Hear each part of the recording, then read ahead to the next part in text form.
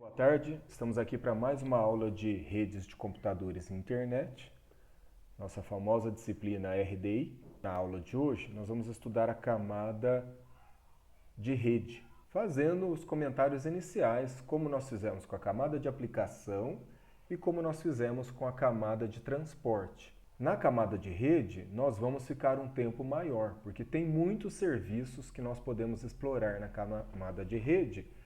E agora, já na camada de rede, dá para a gente também utilizar uns aplicativos, simuladores de rede, aquele Wireshark que é de captura.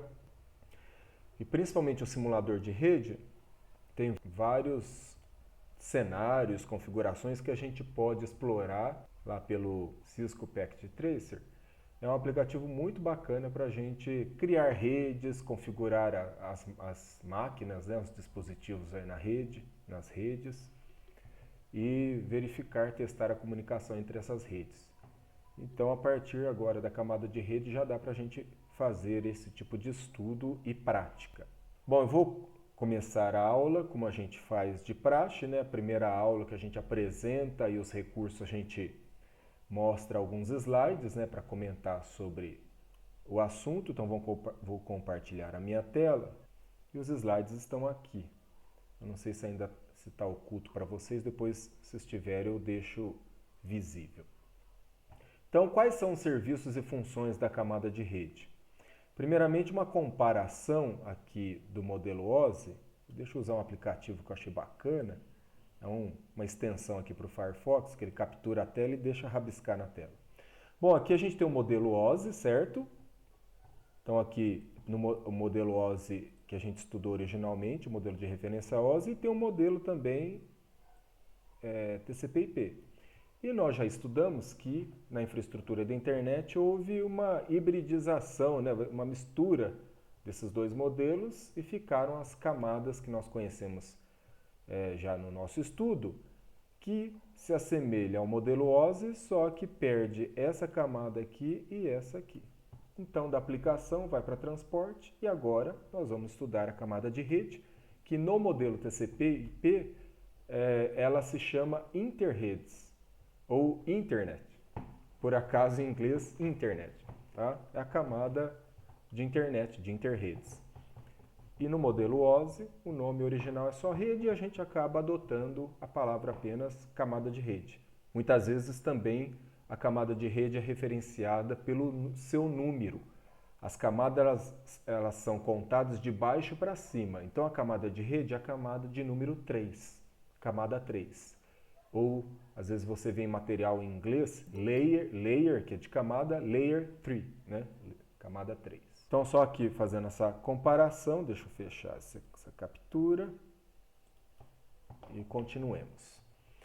Então, a camada de rede, ela trata de endereçamento, você consegue fazer endereçamento lógico dos dispositivos que estão utilizando rede, né, de computadores, redes de comunicação.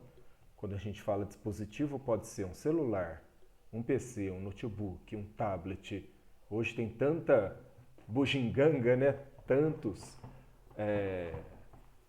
hardwares, né? Appliances, tantos recursos e equipamentos que conseguem se conectar em rede, uma webcam, o que mais? Uma TV, uma Smart TV, né? E por aí vai. Então a camada de rede tem um papel de dar endereço para esses dispositivos, um endereço lógico. Ela faz o encapsulamento e desencapsulamento, né, de informações e também faz roteamento. Quando a gente fala de encapsulamento e desencapsulamento, pode ser aquelas palavrinhas que a gente viu também em outra aula, multiplexação e demultiplexação. Encapsulamento é quando você está descendo as camadas, né? Então a camada saiu uma mensagem da camada de aplicação, veio para a camada de transporte e a camada de rede encapsula o segmento lá TCP, que contém também uma mensagem da camada de aplicação e encapsula isso aqui na camada de rede e manda para a camada de baixo. E desencapsular é fazer o processo contrário, recebe algum dado da camada de enlace e extrai extrai o cabeçalho ali, IP, né? O cabeçalho da camada de rede, não necessariamente IP, mas o cabeçalho da camada de rede, e manda para a camada de cima. Isso é desencapsular. E também tem o papel de fazer roteamento. Essa é uma das grandes sacadas da camada de rede. Os equipamentos que ficam no núcleo da rede conseguem ir enviando esses dados, né? Esse pacote. Na camada de rede a gente pode chamar a PDU de pacote. Lembra a PDU? A unidade de dados de protocolo. Na camada de aplicação, vamos voltar aqui, a gente chama de mensagem. Na camada de transporte, essas duas não existem, né, na infraestrutura da internet, já pula para a camada de transporte, a gente chama de segmento. E na camada de rede, a gente chama de datagrama. Só que a gente pode usar a palavrinha também pacote. Tá? A camada de rede é a camada onde o nome pacote é mais adequado, como uma alternativa ao datagrama. E o nome técnico, o nome oficial é datagrama. Tá? Então, graças ao poder de roteamento, na camada de rede, os pacotinhos conseguem, né, os datagramas conseguem ir percorrendo a rede até chegar no destino final, que pode estar a milhares de quilômetros distante, ou vários roteadores distantes, né? Por diversas rotas diferentes pode seguir. Então aqui está mostrando, deixa eu dar um zoom aqui. Nós temos aqui então a pilha de protocolos, seguindo aqui o modelo OSI, né? Mas é só ignorar a camada de apresentação e a camada de sessão. A gente tem o que a gente usa na internet. E aqui na camada física, quando segue o datagrama, né, de rede, da camada de rede, ele pode passar por diversos roteadores. Essas bolachas recheadas, né, parece, né, eu faço essa brincadeira, esses discos aqui, eles são o símbolo utilizado para roteador, ou roteadores. Então a gente tem aqui 1, 2, 3, 4 roteadores representados e vários caminhos possíveis. Vamos dizer que esse host está pendurado nesse roteador aqui. E esse host que está enviando, né, a informação, a mensagem, ele está atrás desse roteador aqui. Olha, desse roteador para esse eu posso seguir por aqui, posso seguir direto, posso seguir por aqui, posso seguir por aqui, sobe aqui, desce aqui, posso seguir por aqui, desce e vai para cá. Tá vendo? A gente tem rotas alternativas e é assim que acontece na infraestrutura da internet mesmo. Existem vários caminhos possíveis, igual numa rodovia. Então a história de roteamento é porque aqui, uma vez que está na camada física, a informação está correndo entre equipamentos que conseguem processar a camada de rede. Os roteadores eles conseguem fazer a leitura até nesse nível. Então chegou no roteador aqui a mensagem que veio lá do WhatsApp, por exemplo, chegou aqui, o roteador não tem que saber que é uma mensagem do WhatsApp, mas ele consegue fazer a leitura até aqui na camada de rede e sabe qual o endereço de rede, para qual endereço de rede tem que ser enviada aquela informação. E aí ele encaminha, está mais fácil por aqui, está mais fácil por aqui, está mais fácil por aqui. Ele encaminha para o roteador vizinho, que na análise dele, né, tá com o caminho melhor possível. E aí tem roteador que analisa o tráfego, tem roteador que analisa a quantidade de roteadores que vão ser utilizados no caminho. Quanto menor o número de roteadores, o caminho é melhor, e aí depende do protocolo utilizado pelo roteador, pelo algoritmo utilizado aí pelo roteador. A gente vai estudar isso. Certo? E aqui então a gente tem um exemplo. A gente tem aqui um host com um endereço IP e outro host com outro endereço IP. Então aqui é um endereçamento IP que é dado na camada de rede, tá? O protocolo IP atua, é o principal protocolo da camada de rede. Ele atua na camada de rede. E aqui então os dados estão descendo, né? Vão ser encaminhados aqui e vão chegar no destino. Aqui deve repetir a imagem. Então aqui o dado está sofrendo um encapsulamento na camada de transporte, né, o segmento. Chega na camada de rede e vira um pacote, aquilo que eu já comentei com vocês. Né?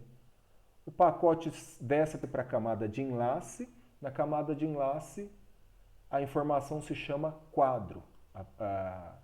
A PDU, né, a unidade de dados de protocolo, recebe o nome de quadro, ou frame em inglês. E finalmente os bits na camada física. A informação chega no destino, na camada da física, é um conjunto de bits. Quando chega na camada de enlace, já começa a entrar em atuação os protocolos dessas camadas superiores. Então aqui, protocolo Ethernet, dentre outros protocolos, por exemplo, usado para rede local. E aí a informação vai subindo até chegar lá na aplicação, no destino. Os fragmentos individuais de dados, né, as PDUs, precisam ser direcionadas a um dispositivo final. Este dispositivo precisa ter um endereço único. Este endereço ficou conhecido como endereço IP. A palavra aqui, endereço único, ela não sei se está muito apropriada colocar aqui. Precisa ter um endereço lógico. O endereço não tem que ser necessariamente único, porque depende do teu plano de internet, você vai ter o teu roteador sofrendo alteração de tempos em tempos no endereçamento IP. Então, não posso dizer que esse endereço é único.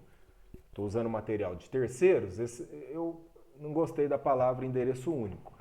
Substituam o endereço único aqui por endereço lógico. Professor, essa troca de IP de tempos em tempos é por motivo de segurança? Também segurança, porque se você tem um endereço fixo, o teu roteador ele está mais vulnerável porque aquele endereço não muda nunca. Se alguém estiver desferindo um ataque para conseguir acessar a tua rede local aí em casa, né, conseguir invadir, ele sempre vai estar tentando no mesmo endereço. Ele tem certeza que ele teria certeza, né, o atacante, que é o seu endereço, o endereço da mesma pessoa.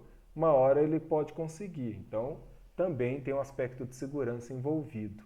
Mas também aquela história de dinamicidade de endereçamento, para ficar trocando aí. Às vezes um cliente deixou de utilizar aquele provedor, tem um endereço disponível, então fica uma distribuição aleatória. Mas é um dos aspectos, sim, a segurança, tá? Aqui a palavrinha lógica ficou pequenininha, mas acho que dá para ler aí, né?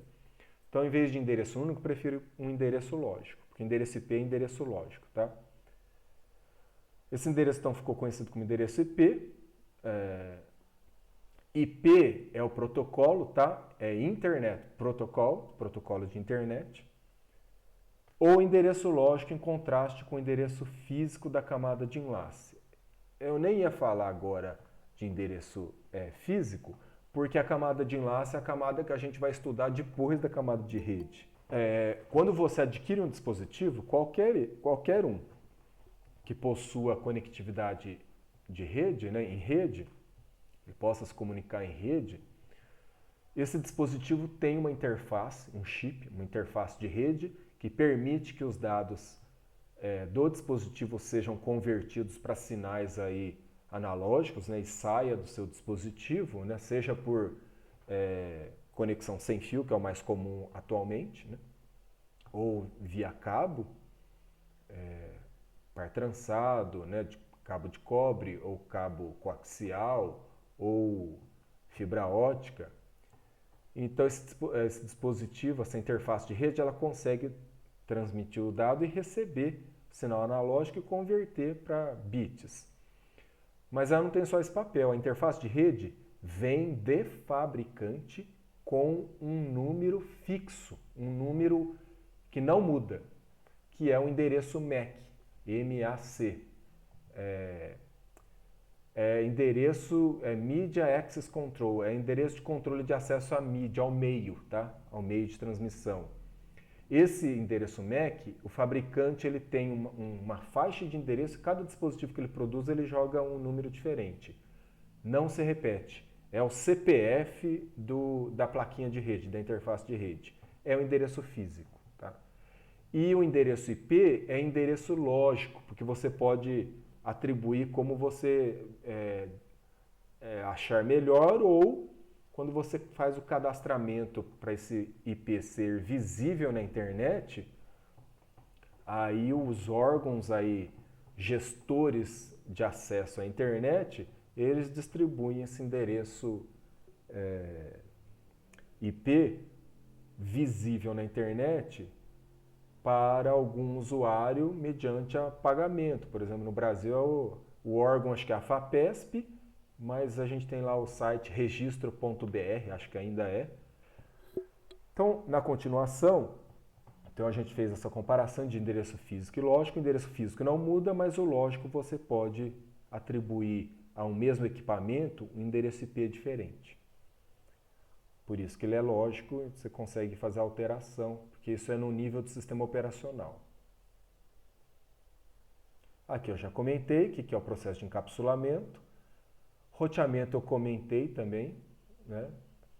Os dispositivos intermediários que conectam as redes são chamados de roteadores, e o roteador seleciona o caminho e direciona os pacotes a seus destinos. Comentei já. Desencapsulamento também comentei. E aqui, protocolos da camada de rede. O mais importante, IP. E o IP tem duas versões operantes na internet atualmente. O IP versão 4, que ainda é o mais utilizado, o IPv4, o mais antigo, está desde que a internet ele existe, tá? E o IPv6, ele está tomando aos poucos o lugar do IPv4, porque com o protocolo IPv6 a gente tem uma quantidade possível de endereços muito maior, muito maior. Para vocês terem ideia, o IP versão 4, ele é um protocolo de 32 bits. O IPv6 é um protocolo de 128 bits. Então, a quantidade maior de bits permite uma combinação muito maior numérica, porque bits são algarismos numéricos do sistema binário. Se você tem 32 números diferentes para representar endereços, você tem uma quantidade X, né? E se você tem 128, você aumenta muito exponencialmente essa quantidade, tá? Seria mais ou menos você elevar 2 a 32, né? Ou elevar a 128.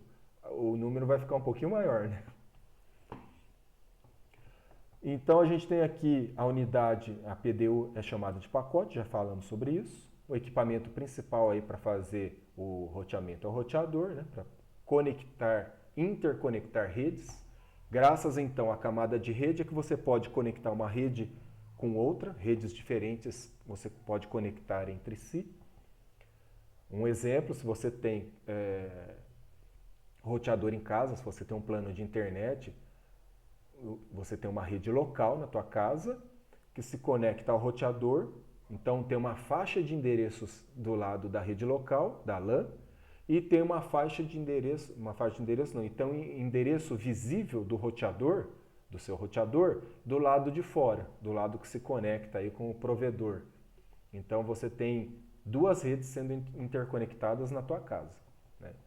Graças ao roteador. Características básicas do IP versão 4. E a gente vai estudar essencialmente o IPv4. É muito importante você compreender o IPv4 até para dar um salto na compreensão do IPv6, tá? Uma vez que você entenda as regras do IPv4, você passa a entender com um pouco de esclarecimento o IP versão 6. Então, primeiro é sempre legal falar do IPv4. E por a gente usar muito ainda, principalmente em rede local, é muito utilizado o IP na versão 4 mesmo. Então, características básicas, sem conexão. Então, o protocolo IP ele não trata de conexão. Quem trata disso é na camada de cima, na camada de transporte, quando você usa o protocolo TCP. Lembra que o protocolo TCP ele tem um handshake, né, o cumprimento, ele pergunta se o destino está ouvindo, um servidor, por exemplo. O servidor responde, e aí é que se estabelece a comunicação a partir da solicitação do cliente na terceira via, né? Então é como se estivesse falando um oi para o servidor responde oi, e aí, que oração, por exemplo, né? Se fossem pessoas se comunicando. Então aí o cliente pode fazer uma pergunta, por exemplo. Então o TCP tem essa característica de orientação à conexão. O protocolo IP que está abaixo, na camada de rede, ele não estabelece conexão. Então o IP trabalha no melhor esforço. Ele não é confiável, não é ele que garante a confiabilidade na comunicação. Se isso for necessário, você vai usar na camada de transporte o TCP. Nenhum cabeçalho é usado para garantir a entrega dos pacotes.